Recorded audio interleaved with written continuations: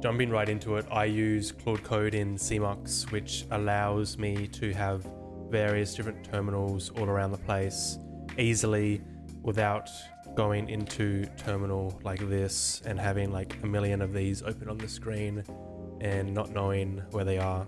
With CMux, you can have extra work windows here. So if I wanted to CD into another project, you can have as many windows as you want, and then you can sort them here on the side via naming them. So you can easily swap between different projects that you're running through at the same time. The next part of my setup is this thing called Caveman. So I've just told this to write a 300-word paragraph on why AI is going to take over and everyone will use it. If I go caveman, explain this to me, it's just going to talk to me like a caveman would.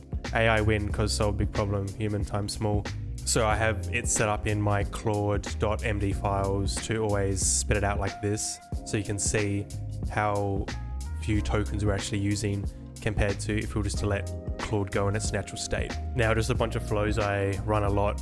For example, I do /commit push PR, so it just opens a pull request, and then you can go into GitHub and you can review the lines of code that it's changed to ensure that it's not going to break anything. And then once I've got my pull request, I will do /review to let Fable or Opus 4.6 go through it and just review it.